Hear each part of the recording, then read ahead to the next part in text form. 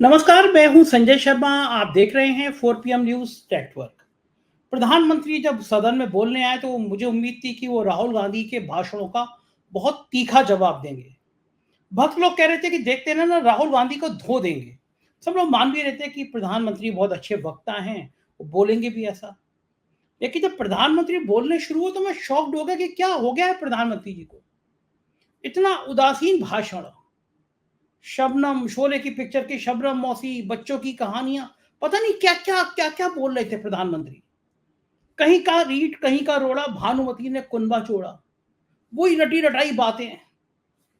कोई भी ढंग का जवाब, कोई भी तीखा जवाब, कोई भी कड़ा जवाब प्रधानमंत्री अपने भाषण में दे नहीं पाए। हमारे यहाँ जोशी हैं राजीव नारायण शर्मा, वो आते हैं, प्रोग्राम करते हैं। जब प्रधानमंत्री ने शपथ ली थी उस समय उन्होंने कहा था कि इतने अशुभ काल में शपथ ली गई है कि देश को प्राकृतिक आपदाएं झेलनी पड़ेंगी। प्रधानमंत्री जब शपथ ले रहे थे तो उस समय जम्मू कश्मीर में तीर्थ यात्रियों की बस पर आतंकी हमला हो गया, 10-11 लोग मर गए। और जब तीसरी बार प्रधानमंत्री के रूप में वो हाउस में बोलने आए तो पता चला कि हाथरस में 100 से ज्यादा लोग मर गए। एक सत्संग में लौट के आ रहे थे, उनकी डेथ हो गई। मुझे लगा कि ये वाकई में क्या ज्योतिषी की बात है, ये अशुभ काल है। और जब से प्रधानमंत्री ने शपथ लिया रोज कोई ना कोई देश में एक बड़ा हादसा हो रहा है। मैं रोज शो करता हूँ अभय दुबे जी के साथ, जाने माने पत्रकार हैं, एबीपी चैनल पे आते हैं, बहुत अच्छी किताबें लिखी हैं, बहुत बड़े पत्रकार हैं। मैंने उनसे पूछा, ये सब कारण पूछे कि प्रधानमंत्री इतने डिप्रेशन में क्यों है, प्रधानमंत्री इतने उदास क्यों हैं, प्रधानमंत्री इतने परेशान क्यों हैं। और ऐसे ही रहेगा तो क्या 5 साल तक प्रधानमंत्री राहुल गांधी के ऐसे ही हमले झेलते रहेंगे। बहुत तार्किक बातचीत है आज मेरी अभय दुबे जी के साथ। ले चलता हूँ आपको उनके पास। उससे पहले रिक्वेस्ट है, चैनल को ज्वाइन कीजिएगा, सब्सक्राइब करिएगा। चलते हैं अभय दुबे जी के पास। 4 PM न्यूज नेटवर्क में स्वागत है अभय दुबे जी आपका। एक कहावत है, खोदा पहाड़ निकली चुईया। कल से इंतजार कर रहे थे कि प्रधानमंत्री का भाषण होगा और राहुल गांधी की वो हवा निकाल देंगे, बड़ा जोशीला भाषण होगा। और भक्तगण जो कह रहे थे कल जवाब दिया जाएगा इसका, कल। लेकिन आज का जो भाषण था वो स्तर से भी खराब था। वो शोले पिक्चर की शबनम मौसी और एक बच्चे की कहानी, 3-3 कहानियां एक बच्चे की, कोई उत्साह नहीं था। और हाउस में जो हंगामा हुआ मणिपुर का लेकर, प्राइम मिनिस्टर पहले तो ऐसे ही बोलने आए, फिर उन्होंने स्पीकर, कान में स्पीकर लगा दिया, आवाज ना जाए बाहर की। प्रधानमंत्री इतने बुझे बुझे, इतने थके थके, इतने परेशान नजर आ रहे थे। और मैं देख रहा था पीछे जो मेंबर ऑफ पार्लियामेंट थे उनकी पार्टी के, पहले पीठ मेज थपथपाते थे और नारे लगाते थे। इस बार वो भी बड़ा फीका फीका था। क्या माना जाए, क्या क्या राहुल गांधी के कल के भाषण का असर था? क्या कल जो जिस तरह सोशल मीडिया पर राहुल गांधी की तारीफें हुई उसका असर था? क्यों आज प्राइम मिनिस्टर ने एक ऐसा भाषण दिया जो उनकी उम्मीदों पे कहीं खरा नहीं उतरता? नहीं संजय जी, मैं आपसे एक प्रति प्रश्न करूंगा, उलट के एक सवाल पूछूंगा। प्रधानमंत्री को कैसा भाषण देना चाहिए था? वो ऐसा ही जोश में भाषण दे सकते हैं जैसा जैसा उन्हें देना आता है। देखिए, इसी तरह का भाषण जब वो अगर 5 साल पहले देते, 2.5 साल पहले देते, 7 साल पहले देते, तो उसकी बड़ी वाहवाही होती, बड़ी तालियां पिटती, अपोजिशन कोने में सहमा हुआ नजर आता। और प्रधानमंत्री अपनी बातें कहकर जो है अपनी पीठ को थपथपाते, उनके सहयोगी मेज मेजें पीटते, तालियां बजाते, मोदी मोदी के नारे लगते, जय श्री राम के नारे लगते, ये सब होता। लेकिन नजारा पूरी तरह बदल गया है। राजनीति एक पूरा चक्र राजनीति का पहिया जो है वो एक पूरा चक्र घूम गई। अब राजनीति उस मुकाम पर आ गई है जहां पर विपक्ष आक्रामक है और सरकार बचाव की मुद्रा में है। ये ये राहुल गांधी का भाषण, उसके मुकाबले आप नरेंद्र मोदी के भाषण को रख के देखिए, आपको केवल यही दिखाई पड़ेगा कि एक आक्रमण हुआ है, उसके मुकाबले कुछ बचाव किया जा रहा है। पूरी स्थिति यह है। नरेंद्र मोदी के भाषण में कोई, मैं भी सुनकर, हालांकि विपक्ष की तरफ से लगातार नारे लगाए जा रहे थे, इसलिए उनका भाषण ठीक से सुनाई भी नहीं पड़ रहा था। यह भी एक बिल्कुल नई बात थी। विपक्ष ने तो नरेंद्र मोदी को देखा जाए तो आप कहेंगे कि बोलने ही नहीं दिया। अच्छा, अब वो जो बोल भी रहे थे तो उसमें वो जो टीवी पे लिखी हुई बातें आती हैं नीचे कि उन्होंने ये कहा, उसके जरिए ज्यादा समझ में आ रही थी बात के दरअसल वो क्या कह रहे हैं। उस लिहाज से उनके पास कहने के लिए कोई नई बात नहीं थी। भारत सरकार का एक विभाग है, directorate of advertising and visual publicity, जिसको डीएवीपी कहते हैं। वो जब टीवी जब नहीं हुआ करता था किसी जमाने में, तो अखबारों को विज्ञापन देने का काम करता था। आज भी अखबारों को विज्ञापन देने का काम करता है डीएवीपी। तो डीएवीपी के जिस तरह के विज्ञापन होते हैं, इसमें सरकार की उपलब्धियों की सूची होती है, एक चित्र होता है और सरकार ने ये किया, ये किया, ये किया, ये किया, इस तरह के एक एक पूरे पेज के विज्ञापन होते हैं या बड़े बड़े विज्ञापन होते हैं। ये सब सरकारी योजनाओं की जानकारी होती है उनमें, उनके अंदर। प्रधानमंत्री के भाषण का एक बड़ा हिस्सा तो डीएवीपी के विज्ञापन जैसा था, जिसमें वो अपनी योजनाओं, जो उन्होंने जो किया, पहले लोगों को सिलेंडर नहीं मिलता था, हमने लोगों को सिलेंडर दिए, वगैरह वगैरह, इस प्रकार की बातें। ये बातें तो पिछले 10 साल में वो बहुत बार कर चुके हैं।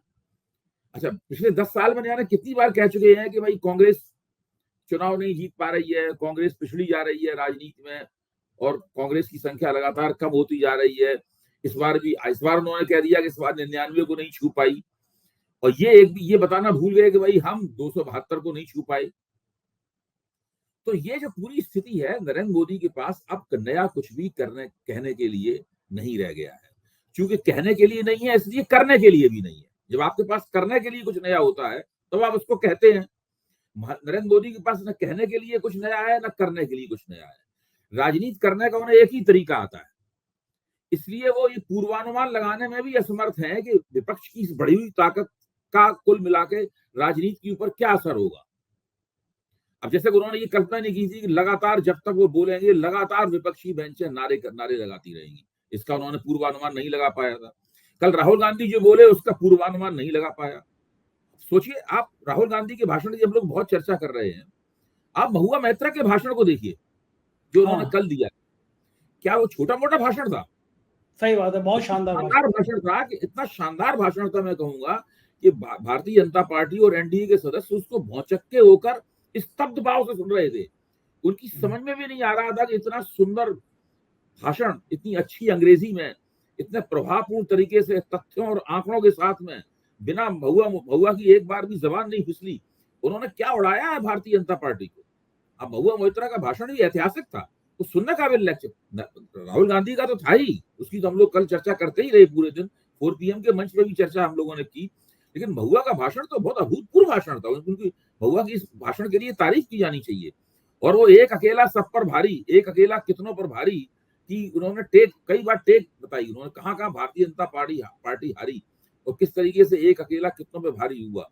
और आज आप कल्याण बनर्जी का भाषण देखिए, वो थोड़ा कॉमिक अंदाज में बोले, थोड़ा उनका अंदाज थोड़ा हंसाने वाला अंदाज था। लेकिन उनके भाषण में भी एक राजनीति जो थी वो अपने चुटीले स्वरूप में मौजूद थी। और नरेंद्र मोदी का ये कहना कि वो बायोलॉजिकल नहीं है, इस बात को तो विपक्षी नेताओं ने गांठ बांध ली है कि वो अपने भाषण में इस बात का जिक्र जरूर करेंगे, नरेंद्र मोदी को याद दिलाएंगे। राहुल गांधी ने भी वही किया, महुआ मित्रा ने भी वही किया, कल्याण बनर्जी ने भी वही किया, सब लोग ये कर रहे हैं लगातार। तो नरेंद्र मोदी की बड़े पैमाने पर विपक्ष द्वारा खिल्ली उड़ाई जा रही है। कभी दूसरी एक और बात है, विपक्ष जो मुद्दे उठा रहा है, अग्निवीर के मुद्दे उठा रहा है विपक्ष, महंगाई के मुद्दे उठा रहा है, बेरोजगारी के मुद्दे उठा रहा है, नीट परीक्षा में पेपर लीक जो हुआ है उसके मुद्दे उठा रहा है। उनकी तरफ, सरकार की तरफ से उनके बारे में कुछ बोला नहीं जा रहा। मैं ये कहूंगा कि पिछले 23 दिन पुरानी सरकार है। इस 23 दिन पुरानी सरकार में जो किया है नरेंद्र मोदी ने और कहा है, मेरा मानना है कि अगर आज सर्वे कराया जाए तो आप पाएंगे पूरे देश में जो लोकसभा चुनाव के दौरान एंटी इनकम्बेंसी थी उसमें कुछ बढ़ोतरी हो गई है। मैं बता रहा हूं, हर महीने इनके खिलाफ एंटी इनकम्बेंसी में बढ़ोतरी होगी, क्यों उनके पास न कुछ कहने के लिए नया, न करने के लिए। अगर कुछ होता तो ना बड़े पैमाने पर एक ब्लूप्रिंट बड़े पैमाने पर एक ब्लूप्रिंट बनाते और एक नए अंदाज में निकल कर आते, ताकि जनता को आश्वासन दे पाते कि हम ठीक है, हम चुनाव बहुमत से नहीं जीते, लेकिन हम एक गठजोड़ सरकार चला रहे हैं और हम आपकी नए तरीके से सेवा करेंगे। ऐसा करने के लिए उनके पास कुछ भी नहीं है, वही सब पुरानी बातें दोहरा रहे हैं, कुछ भी नया नहीं है।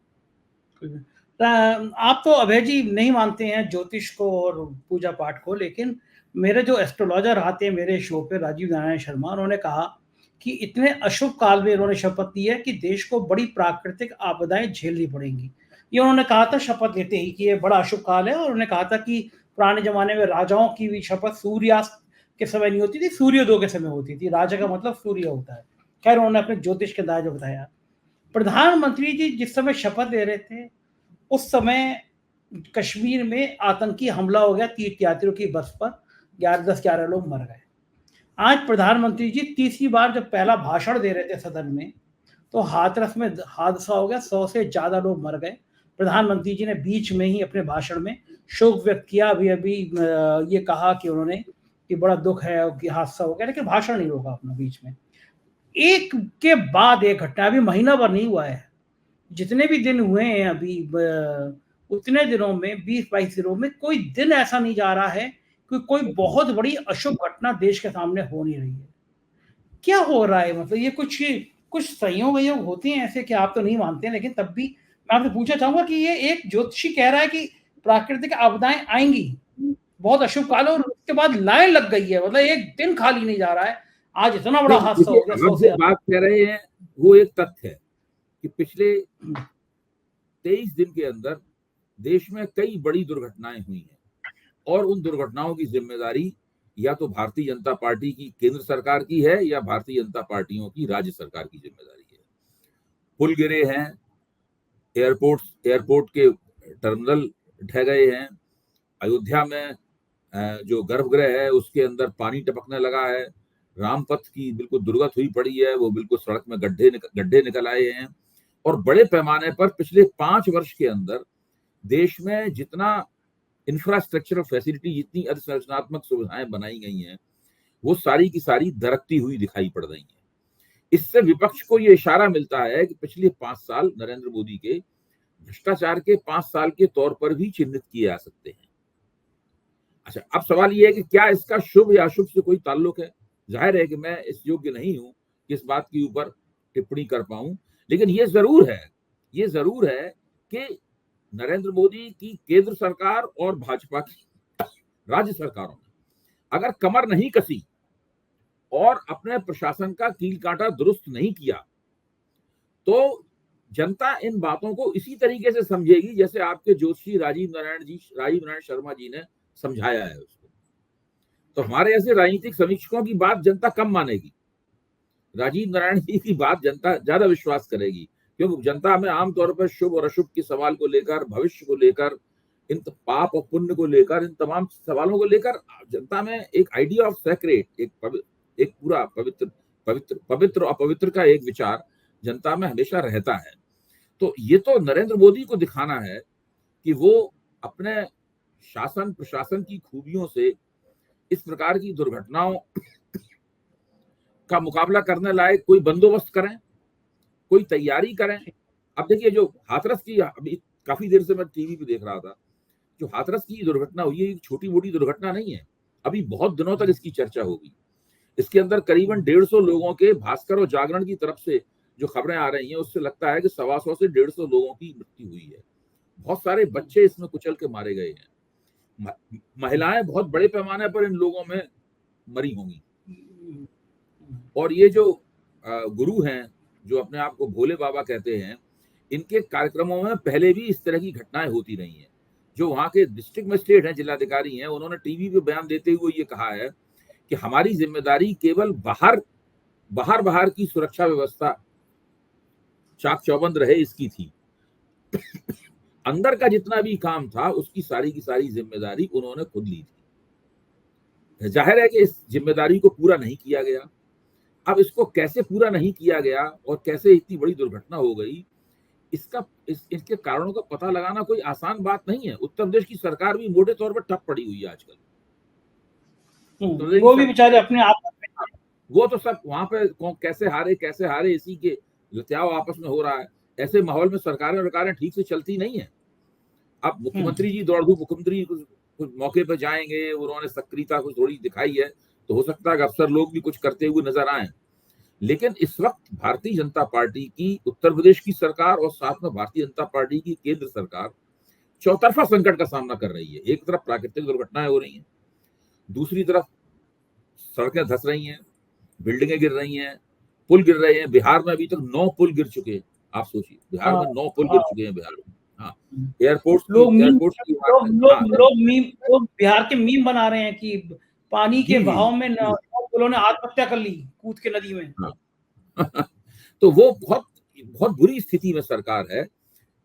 एक बहुत बड़ी ट्रेन दुर्घटना हो चुकी है कश्मीर में आतंकवाद संभल नहीं रहा है इन लोगों से, मणिपुर उसी तरह जातीयतावादी हिंसा की आग में धू धू करके जल रहा है। अमित शाह पूरी तरीके से गृह मंत्री के रूप में पूरी तरीके से विफल हो चुके हैं। अश्विनी वैष्णव रेल मंत्री के तौर पर विफल हो चुके हैं। धर्मेंद्र प्रधान शिक्षा मंत्री के तौर पर विफल हो चुके हैं। ये स्थिति है इस सरकार की, और प्रधानमंत्री वही पुरानी बातें दोहरा रहे हैं, बजाय इसके कुछ वो नया काम करें, कुछ नया काम करते हुए दिखें। खुद भाजपा के समर्थकों की भी मेरे ख्याल से समझ में नहीं आ रहा है कि भाई जो नई परिस्थिति आई है, नया संकट जो आया है, उससे निकलने का क्या कोई रास्ता इन लोगों के सामने है? क्या ये लोग नए तरीके से सोच रहे हैं? क्या इनका दिमाग कुछ पहले के पिछले 10 साल के तजुर्बे से अलग हटकर कुछ काम कर रहा है कि नहीं कर रहा है? ये एक बहुत बड़ा सवाल है। बिल्कुल ठीक है। प्रधानमंत्री को अभी भी बालक बुद्धि, शोले पिक्चर की शबनम मौसी, ये देखिए, सब राहुल गांधी को लगातार कमतर दिखाने में भाजपा की जो ऊर्जा जाती है, उसका नतीजा क्या निकला है? नतीजा निकला है कि राहुल गांधी वास्तव में राष्ट्रीय स्तर के नेता बन गए हैं, और छोटे मोटे नेता नहीं है इस वक्त राहुल गांधी। मैं राहुल गांधी को पसंद करता हूं नहीं करता हूं, इससे कोई फर्क नहीं पड़ता। आप राहुल गांधी के दोस्त हैं या नहीं दोस्त हैं, इससे कोई फर्क नहीं पड़ता। असली बात यह है कि इस देश का बहुत बड़ा हिस्सा, जिसमें उत्तर भारत भी शामिल है, उत्तर प्रदेश भी शामिल है, पंजाब भी शामिल है, पूरा दक्षिण भारत शामिल है, और देश के कई हिस्से शामिल हैं, बंगाल शामिल है, ये तमाम हिस्से राहुल गांधी को नरेंद्र मोदी की टक्कर का नेता मानने लगे हैं। और अगर इसी तरह परिस्थिति बनी रही, चलती रही, उसमें नरेंद्र मोदी ने कोई बेहतर हस्तक्षेप नहीं किया, जो कहते हैं कोई गेम चेंजर मूवमेंट नहीं आया, अगर इसमें नरेंद्र मोदी की तरफ से कोई गेम चेंजर मूवमेंट नहीं आया, तो कुछ दिनों में राहुल गांधी की लोकप्रियता नरेंद्र मोदी से राष्ट्रीय स्तर पर बहुत आगे चली जाएगी। और फिर अगर इंग्लैंड की तर्ज पर, ब्रिटेन की तर्ज पर राहुल गांधी ने खुद को शैडो प्राइम मिनिस्टर बना दिया और एक शैडो कैबिनेट बन गई, तो बिल्कुल लगने ही लगेगा कि नरेंद्र मोदी का विकल्प निकल कर आ गया है सामने। सही बात है, बिल्कुल सही बात है। और ये इस सब चीजों से भी प्रधानमंत्री को समझ में नहीं आ रहा है कि पार्टी के अंदर तैयारी करें लड़ाई की, बाहर तैयारी करें। संसदीय दल की बैठक नहीं हो पा रही है, बीजेपी की, एनडीए की तो हो जा रही है। भाजपा मुझे क्या लगता है, आप ठीक कह रहे हैं, मुझे क्या लगता है कि नरेंद्र मोदी मुख्य तौर पर दो तरह के काम करते हैं। प्रधानमंत्री की हैसियत से दो तरह के काम करते हैं।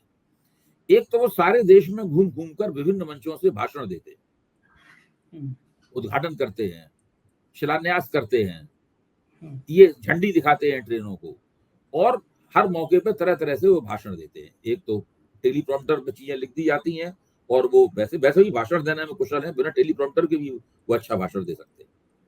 एक तो काम ये करते हैं, उनकी नंबर एक जिम्मेदारी ये है। नंबर दो जिम्मेदारी ये है कि वो लगातार सोचते रहते हैं कि कोई धमाकेदार काम किया जाए, जैसे कि नोटबंदी है, मतलब हाँ, कोई बड़ा धमाकेदार काम करने की हमेशा वो पूछते भी रहते हैं अपने साथियों से, यार कोई धमाकेदार चीज बताओ। छोटे मोटे काम करना, बुलेट ट्रेन हो पाए ना हो पाए बात दूसरी है, बुलेट ट्रेन तो ये लगातार ये सोचते रहते हैं। बाकी और सरकार चलाने और तमाम राजनीति की जो व्यवहारिकताएं हैं, संगठन चलाने, इस सब की जिम्मेदारी उन्होंने अमित शाह को दे रखी है। बाकी सारा काम मुझे लगता है अमित शाह करते हैं। नरेंद्र मोदी बीच बीच में उनका मार्गदर्शन करते रहते होंगे, लेकिन बाकी काम वो करते हैं। अच्छा, अमित शाह जी इस चक्कर में हुआ क्या है कि गृह मंत्रालय अपने आप में बहुत बड़ा काम है, और एक ऐसे देश में, जो कितना बड़ा देश है, इसमें हर जगह कहीं ना कहीं हिंसा होती रहती है बड़े पैमाने पर। भारत एक ऐसा देश, आजादी के बाद से आप कभी भी देखिए, कुछ ना कुछ हिंसक गतिविधियां किसी न किसी क्षेत्र में हमेशा होती रहती हैं। तो गृह मंत्रालय की जिम्मेदारियां बहुत हैं, और अमित शाह इसीलिए गृह मंत्रालय की जिम्मेदारियां ठीक से नहीं निभा पाते, क्योंकि उन्हें संगठन का भी काम देखना है, उन्हें सरकार के और दूसरे कामकाज भी देखने हैं, तरह तरह के प्रबंधन देखने हैं। हरियाणा में चुनाव भाजपा अकेले लड़ेगी कि किसी गठजोड़ में लड़ेगी, ये वक्तव्य भी अमित शाह की तरफ से ही आना है। और योगी आदित्यनाथ को कैसे ठीक किया जाए, ये भी उन्हें देखना है। योगी आदित्यनाथ को कैसे कोने में धकेला जाए, उनके दरवाजे पे कैसे हार का ठीकरा फोड़ा जाए, इसकी साजिश करने का काम भी उन्हीं को करना है। तो सारे काम उन्हें करने हैं अमित शाह को। तो देखा जाए तो अमित शाह इस देश के डिफेक्टो प्राइम मिनिस्टर हैं, नरेंद्र मोदी इस देश के डिजूरी प्राइम मिनिस्टर हैं। लेकिन इन स्थितियों में क्या लग रहा है आपको 5 साल अभी और काटने हैं? स्पीकर महोदय तो आज बड़े गुस्से में थे। प्रधानमंत्री मुझे बोल तो रहे थे तो देखिए मन विपक्ष की जो आक्रामकता है और इस सरकार का जो सकपकाया हुआ रवैया है, सरकार वास्तव में सकपकाई हुई है। जो सकपकाया हुआ रवैया है उससे मुझे नहीं लगता ये सरकार जो है वो 2.5 साल से ऊपर चल पाएगी। हद से हद 3 साल। उसका कारण है अभी 2 चुनाव होने वाले हैं हरियाणा के, 3 चुनाव होने वाले हैं हरियाणा का, झारखंड का और महाराष्ट्र का। इन तीनों चुनावों में भारतीय जनता पार्टी की जीत और हार, जैसे क्रिकेट का मैच जब शुरू होता है ना तो आ जाता है कि कितने परसेंट किस टीम के जीतने की उम्मीद है। तो इस वक्त हालत यह है कि 85% अगर विपक्ष के जीतने की उम्मीद है तो भाजपा के जीतने की उम्मीद केवल 15 या 10% है। फिर अगले साल बिहार में और दिल्ली में चुनाव होने वाले हैं, वहां भी लगभग यही स्थिति है। तो अगले 2 वर्ष भारतीय जनता पार्टी के मोटे तौर पर अगर उन्होंने कोई बहुत बड़ा चमत्कार नहीं कर दिया तो चुनाव हारते हुए गुजरेंगे। तो उस स्थिति में इनका उबर पाना, जिसको रिकवरी मारना कहते हैं, वो तकरीबन नामुमकिन है। हाँ, अब नरेंद्र मोदी को लगता है कि अगर कोई वो बड़ी चीज, धमाकेदार चीज सोच के आए हैं, कोई ऐसा कदम उठाए हैं, लेकिन अब उनको पूरा बहुमत नहीं है उनके पास, लगातार पूछताछ करके सारा कदम उठाना पड़ेगा। अच्छा, दूसरी असली बात अर्थव्यवस्था में क्या है, अर्थव्यवस्था में लफाजी नहीं चलती है भाई। वो तो अगर सीधा वो तो लोगों की जेब में पैसा जाएगा तो लोग खुश होंगे। वहां आप कितना बढ़िया भाषण देते हैं, आपने कांग्रेस के लिए क्या कह दिया, आपने राहुल गांधी का कैसे मजाक उड़ा दिया, आपने सोनिया गांधी की चुटकी काट ली, आपने विपक्ष को कुछ बोल दिया और आपको तालियां मिल गई, मोदी मोदी लोग आपकी मीटिंग में चिल्ला दिए। इससे अर्थव्यवस्था की उपलब्धियों का विकल्प नहीं है ये। अर्थव्यवस्था में तो आपको कुछ करके दिखाना पड़ेगा, लोगों की आमदनी बढ़ानी पड़ेगी, लोगों को रोजगार देने पड़ेंगे, महंगाई कम करनी पड़ेगी। अब इस वक्त सरकार के ऊपर बहुत दबाव है कि भाई आप जो कृषि उत्पाद हैं, जैसे गेहूं है, चावल है, आपने इसके निर्यात के ऊपर रोक लगा दी है चीजों पे। तो वो सब बहुत तरह के इनको निर्णय लेने हैं। देखिए, जब सरकार चुनाव में अपेक्षित प्रदर्शन न कर पाने के बाद दो हैं, अपेक्षित प्रदर्शन आपने सरकार में नहीं किया, आप विपक्ष में बैठे हुए हैं, बात खत्म हो गई। वो काफी मतलब उसमें सहजता होती है विपक्ष को, आपको सरकार को, जो सरकार बनी है आपको उसकी आलोचना करनी है, और खुद आप विपक्ष में बैठे हुए। आपने अपेक्षित प्रदर्शन नहीं किया फिर भी आप सरकार में हैं, तब फिर क्या है कि आपकी जिम्मेदारी और जटिल हो जाती है। आप समझ रहे हैं ना मेरी बात? अपेक्षित प्रदर्शन न करने के बावजूद आपको सरकार में है तो आपकी जिम्मेदारी जटिल हो जाती है। फिर आपको ज्यादा बुद्धिमानी, योग्यता, आउट ऑफ बॉक्स थिंकिंग, ये सारी काम करके दिखा जी। अभी तक भाजपा ने इसका झलक नहीं दिखाई है कि भाजपा ऐसा कर पाएगी। असल में वो बीजेपी को भी अब सोचना पड़ेगा ना, अगर मान लीजिए महाराष्ट्र और बिहार, झारखंड हाथ से निकल गया, तो बीजेपी के अंदर भी ये विचार शुरू होगा ना कि भाई जो चेहरा चुनाव जिता देता था, अब वो चेहरा बेदम हो गया, चेहरे में जादू नहीं रहा, उस चेहरे से चुनाव नहीं वो तो जीत रहा। लोकसभा चुनाव से तय हो। देखिए, नरेंद्र मोदी, सब लोग जानते हैं नरेंद्र मोदी, जब लोग विधानसभा चुनावों में नरेंद्र मोदी का प्रभाव अपेक्षाकृत कमजोरी रहता है। बहुत सारे विधानसभा चुनाव मोदी के नेतृत्व में हारे गए। पिछला हरियाणा का चुनाव भी कहां जीत पाए थे, उसमें गठजोड़ सरकार बनानी पड़ी थी। दिल्ली में आज तक नहीं जीते, कर्नाटक में हार गए, हिमाचल प्रदेश में हार गए, ये ठीक है, राजस्थान में, छत्तीसगढ़ में, मध्य प्रदेश में जीते, लेकिन तेलंगाना में हार गए, बहुत जगह हारते हैं मोदी जी। अब सवाल इस बात का है कि ये माना जाता था कि विधानसभा में भले ही मोदी जी का प्रभाव ना हो, लेकिन लोकसभा में मोदी जी के प्रभाव का कोई मुकाबला नहीं। वहां मोदी का जादू लोगों के सिर पर चढ़ के बोलता है, और उत्तर प्रदेश उस जादू में सबसे ऊपर था। जो उत्तर प्रदेश में पराजय हुई है उसने तो मोदी के जादू को एक पोली जमीन पर खड़ा हुआ जादू साबित कर दिया। वहां ना मोदी की चली, ना ही आदित्यनाथ जी के बुलडोजर मॉडल की चली, ना दोनों की जोड़ी जो कही जाती थी मोदी योगी की जोड़ी, उसकी भी नहीं चली, कुछ भी नहीं चली। तो ये जो पूरा मामला है, ये इसकी भाजपा ने सोचा नहीं था कि ऐसा होगा भाजपा के साथ में। ठीक बात है, और उस पे भी कोड़ में खाज की हर बार मोदी के सामने अवधेश प्रसाद को बिल्कुल सामने लाके बिठा दिया जाता है, अयोध्या से जीते हुए सांसद को, और देख के मोदी को गुस्सा होगा भाई। लोकसभा में अवधेश प्रसाद सामने बैठे रहेंगे, राहुल गांधी सामने बैठे रहेंगे, राहुल गांधी ऐसे भाषण देंगे, एक नहीं अभी कई भाषण देंगे, जैसा उन्होंने कल भाषण दिया था। उसके बाद में जितनी भी कमेटियां होंगी उसमें विपक्ष का नेता मोदी के सामने बैठेगा। हर सरकारी कार्यक्रम में विपक्ष के नेता को निमंत्रण दिया जाएगा। विदेशी अतिथि जो है विपक्ष के नेता से मिलेंगे, प्राथमिकता के साथ मिलेंगे, क्योंकि विपक्ष का नेता तो प्रधानमंत्री के बाद उसकी हैसियत होती है सीधे सीधे। हाँ, और हिसाब किताब भी मांग सकता है वो लोक लेखा लगातार मांग सकता है हिसाब किताब, काम ही उसका हिसाब किताब मांगना है। तो पूछेगा इलेक्टोरल बॉन्ड में क्या हुआ? क्यों नहीं पूछेगा? अभी इलेक्टोरल बॉन्ड के ऊपर भी देखिए, अभी लोकसभा में इलेक्टोरल बॉन्ड के ऊपर भी चर्चा होगी, उसके ऊपर भी अटैक होगा सरकार के ऊपर। पूछा जाएगा कि भाई आप इस स्कीम का क्या कर रहे हैं। भाई सुप्रीम कोर्ट ने तो स्कीम को गैर संवैधानिक घोषित कर दिया और स्कीम को एक तरह से कूड़ेदान में फेंक दिया, लेकिन उस स्कीम के परिणाम स्वरूप जो कुछ पैसा जमा हुआ और जो पैसा पार्टियों में बटा, मतलब जो है उसका क्या हो रहा है, उसके बारे में हो सकता है कोई सुप्रीम कोर्ट में चला जाए, फिर से इसके ऊपर चर्चा शुरू हो जाए कि पार्टियों को जो पैसा मिला है उस पैसे का क्या होगा। तो बहुत कुछ हो सकता है, विपक्ष के पास करने के लिए बहुत कुछ है। मुश्किल बात यह है कि देखने में लगता नहीं है कि सरकार के पास करने के लिए बहुत कुछ है। क्या कोई तो प्लान बनाएंगे ना बनाएंगे मोदी जी? मतलब ऐसे अभी तक दिखाई नहीं पड़ा, अभी तक वो प्लान दिखाई नहीं पड़ा। मैं तो समझता था कि ये अपनी सरकार का उद्घाटन एक नई शैली में करेंगे, नए तरीके से आएंगे, एक घोषणा करेंगे कि हम इन चीजों पर पुनर्विचार कर रहे हैं, हम इन चीजों की फिर से समीक्षा कर रहे हैं, ये सब कहेंगे। अगर वो ऐसा करते, कमेटियां बनाते, अग्निवीर की समीक्षा की जाए, इसकी समीक्षा की जाए, एमएसपी वगैरह सबकी अगर ये बात करते तो विपक्ष को थमना पड़ता। हाँ भाई, ये विपक्ष को थमना पड़ता। विपक्ष को कहता कि हमने तो शुरू कर दिया सब ये काम। सही बात है भाई, आपने सवाल उठाया था, हमने सब बातों पर ध्यान दिया, हमने शुरू कर दिया। ये सब न करके उनका है हम तो भाई वैसे ही काम करते रहेंगे। इसका मतलब है आपके पास नहीं, इसका मतलब क्या है, आपके पास एक कोई नई योजना नहीं है। इसीलिए मैं कहता हूं, क्योंकि आपके पास करने के लिए कुछ नया नहीं है, इसलिए कहने के लिए भी कुछ नया नहीं है। कहने के लिए कुछ नहीं, देखो ठीक बात है, और निगाह बनी रहेगी। बहुत बहुत शुक्रिया अभय जी, आपने हमें समय दिया, आभार, थैंक यू। ये थे अभय दुबे जी और बता रहे थे ये कि क्या हाल है प्रधानमंत्री का और इतने मायूस क्यों है प्रधानमंत्री। मुझको यकीन है ये चर्चा आपको पसंद आई होगी, अपनी राय से अवगत कराइएगा, चैनल को ज्वाइन और सब्सक्राइब जरूर कीजिएगा। शुक्रिया, थैंक यू।